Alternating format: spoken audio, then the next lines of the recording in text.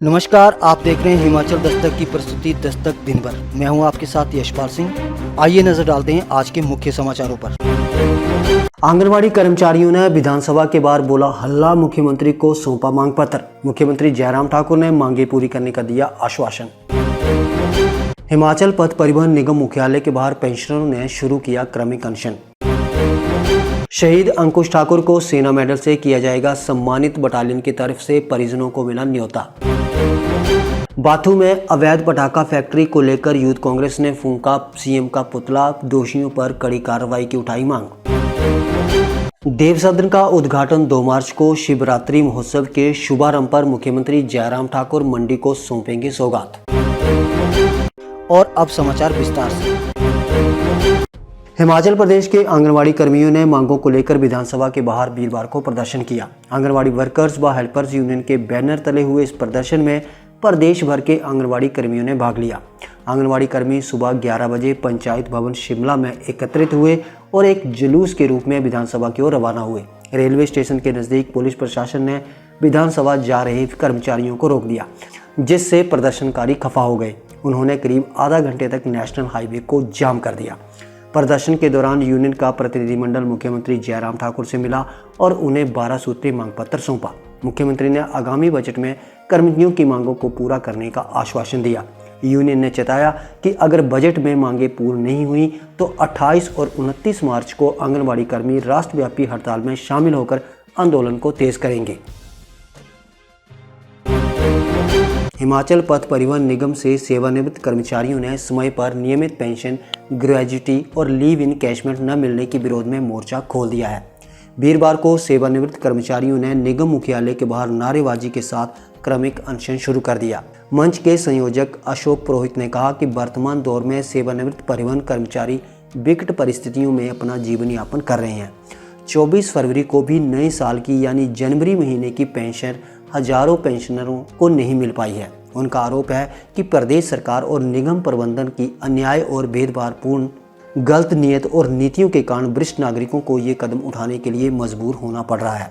प्रदेश सरकार को सेवानिवृत्त परिवहन कर्मचारियों की पेंशन, ग्रेजुटी और लीव इनकैशमेंट के मामलों पर गंभीरता से इसके स्थायी समाधान के लिए 4 मार्च को विधानसभा में पेश किए जाने वाले बजट में प्रावधान करना चाहिए। वहीं मंच के नेता शंकर सिंह ठाकुर ने प्रदेश सरकार को चेतावनी देते हुए कहा है कि प्रदेश की सरकार ने इस बजट सत्र में एचआरटीसी के सेवानिवृत्त कर्मचारियों की पेंशन संबंधी समस्याओं का स्थायी समाधान नहीं निकाला तो आने वाले चुनाव में इसकी भारी कीमत प्रदेश सरकार को चुकानी पड़ेगी। जिला हमीरपुर के उपमंडल भोरंज के कड़ोता के शहीद अंकुश ठाकुर को वीरता सेना मेडल से सम्मानित किया जाएगा। शहीद के परिजनों को 4 मार्च 2022 को मामूड़ मिलिट्री स्टेशन में आयोजित कार्यक्रम में आमंत्रित किया गया है। गौर हो कि 2020 में गलवान घाटी में हुई मुठभेड़ में अंकुश ठाकुर शहीद हो गए थे। मात्र 21 वर्ष की आयु में उन्होंने शहादत का जाम पिया था। उनकी वीरता तथा अदम्य साहस को देखते हुए अब उन्हें सेना मेडल से नवाजा जाएगा।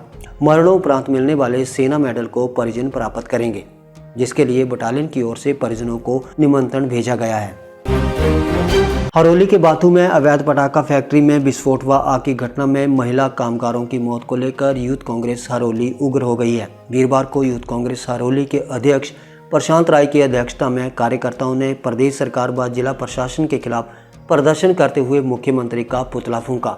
यूथ कांग्रेस ने हरोली चौक से लेकर एसडीएम कार्यालय तक रोष रैली निकालते हुए एसडीएम हरोली को ज्ञापन सौंपकर दोषियों पर कड़ी कार्रवाई की मांग भी उठाई। इस मौके पर प्रशांत राय ने कहा कि हरोली के बाथू में चल रहे अवैध रूप से पटाखे के कारखाने में 6 कामगारों की मृत्यु हुई है और 15 के करीब लोग घायल हैं। आज चिंता का विषय यह है कि प्रदेश सरकार और जिला ऊना का प्रशासन एवं उद्योग विभाग क्या कर रहा है।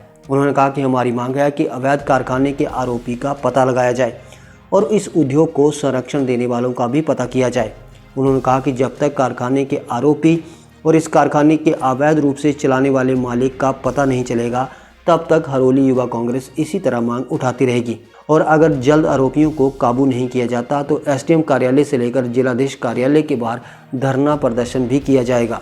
जो बाथू ਦੇ ਵਿੱਚ अवैध पटाखा फैक्ट्री ਦੇ ਵਿੱਚ एक विस्फोट होने के कारण 6 महिलावां की जान चली गई और कुछ लोग ਅੱਗ ਦੇ ਵਿੱਚ ਝੁਲਸ ਗਏ। ਬੜੇ ਹੀ ਦਰਦਨਾਕ ਇਹ ਹਾਦਸਾ ਜਿਹੜਾ ਬਾਥੂ ਦੇ ਵਿੱਚ ਹੋਇਆ। ਅੱਜ ਕਰੋਲੀ ਯੁਵਾ ਕਾਂਗਰਸ ਉਹਨਾਂ ਦੀ ਸ਼ਰਧਾਂਜਲੀ ਲਈ 2 ਮਿੰਟ ਦਾ ਮੌਨ ਰੱਖਿਆ ਔਰ ਇੱਕ ਅਵੈਧ ਪਟਾਕਾ ਫੈਕਟਰੀ ਜਿਸ ਦੇ ਕੋਲ ਨਾ ਹੀ ਕੋਈ ਲਾਇਸੈਂਸ ਹੈ, ਨਾ ਹੀ ਕੋਈ ਬਾਰੂਦ ਦਾ ਲਾਇਸੈਂਸ ਹੈ, ਨਾ ਹੀ ਕੋਈ ਸੇਲ ਟੈਕਸ ਨੰਬਰ ਹੈ, ਕਿਸ ਦੀ ਉਹ ਫੈਕਟਰੀ ਹੈ ਨਾ ਹੀ ਕਿਸੇ ਨੂੰ ਪਤਾ, ਨਾ ਕੋਈ ਪੰਚਾਇਤ ਦੀ NOC ਹੈ। ਔਰ ਇਹ ਫੈਕਟਰੀ ਜਿਹੜੀ ਹੈ ਕਾਫੀ ਟਾਈਮ ਤੋਂ ਇੱਥੇ ਬਾਥੂ ਦੇ ਇੰਡਸਟਰੀਅਲ ਏਰੀਆ ਦੇ ਵਿੱਚ ਚੱਲ ਰਹੀ ਹੈ। ਕਿਆ ਇਸ ਫੈਕਟਰੀ ਦਾ डिपार्टमेंट ਨੂੰ ਕੁਝ ਨਹੀਂ ਪਤਾ ਸੀ? ਇਹ ਸਰਕਾਰ ਇੰਨੀ ਨਿਕੰਮੀ ਹੈ ਕਿ ਹਾਲ ਹੀ ਦੇ ਵਿੱਚ ਥੋੜੇ ਦਿਨ ਪਹਿਲਾਂ ਇੱਕ ਸ਼ਰਾਬ ਕਾਂਡ ਹੋਇਆ ਜਿਹਦੇ ਵਿੱਚ ਕਿੰਨੇ ਲੋਕਾਂ ਦੀ ਜਾਨ ਚਲੀ ਗਈ। ਇਹਨਾਂ ਨੂੰ ਫਿਰ ਵੀ ਸ਼ਰਮ ਨਹੀਂ ਆਈ। ਮੈਂ ਇੰਡਸਟਰੀ ਡਿਪਾਰਟਮੈਂਟ ਦੇ GM ਨੂੰ ਪੁੱਛਣਾ ਚਾਹਨਾ, ਕਿਆ ਤੁਹਾਨੂੰ ਇੰਨਾ ਨਹੀਂ ਪਤਾ ਤਾਂ ਵੀ ਤੁਹਾਡੇ ਇੰਡਸਟਰੀ ਦੇ ਵਿੱਚ ਉਹ ਫੈਕਟਰੀ ਚੱਲ ਰਹੀ ਹੈ, ਕਿਸ ਦੇ ਨਾਮ ਤੇ ਚੱਲ ਰਹੀ ਹੈ, ਕਿਸ ਦਾ ਸੰਰਕਸ਼ਣ ਉਹਨੂੰ ਪ੍ਰਾਪਤ ਹੈ? ਆਖਰ ਤੁਸੀਂ ਕਿਸ ਇਨਸਾਨ ਕਰਕੇ ਚੁੱਪ ਕਿਉਂ ਬੈਠੇ ਹੋਏ? ਤੁਸੀਂ 6 ਲੋਕਾਂ ਦੀ ਜਾਨ ਗਈ ਹੈ। ਇਹ ਕੋਈ ਛੋਟਾ ਮੋਟਾ ਹਾਦਸਾ ਨਹੀਂ ਹੈ। ਲੋਕਾਂ ਦੀ ਮ੍ਰਿਤੂ ਹੋਈ ਹੈ। ਕਿਸਾਨ ਲੋਕਾਂ ਦੇ ਪਰਿਵਾਰ ਉਜੜ ਗਏ। ਆਖਿਰ ਇਹ ਪ੍ਰਸ਼ਾਸਨ ਚੁੱਪ ਕਿਉਂ ਹੈ? ਇਹ ਪ੍ਰਸ਼ਾਸਨ ਇਸ ਲਈ ਚੁੱਪ ਹੈ ਕਿਉਂਕਿ ਇਹਨਾਂ ਨੂੰ बीजेपी सरकार का संरक्षण प्राप्त है।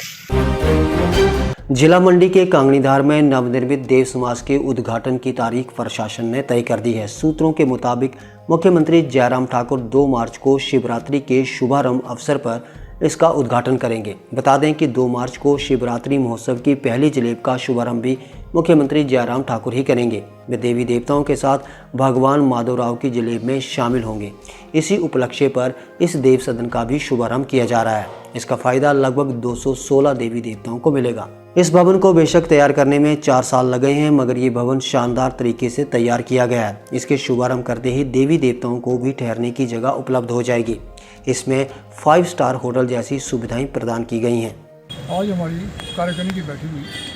इस बैठक में जो हमारे देवी देवता शिवरात्रि के लिए आ रहे हैं उनको बैठने के बारे में, खान पान के बारे में और सुरक्षा के बारे में सारी चर्चा की गई। जिन्होंने भी सुरक्षा मांगी थी उनको सुरक्षा मुहैया कर दी गई है, क्योंकि ये माननीय उपायुक्त द्वारा सारे प्रबंध जितने भी है, ठहरने की व्यवस्था और जिन देवी देवताओं का स्थान डिस्टर्ब हुआ है उनको बॉयज़ स्कूल में किया गया है, पढ़ने में भी स्थान बना दिया गया है।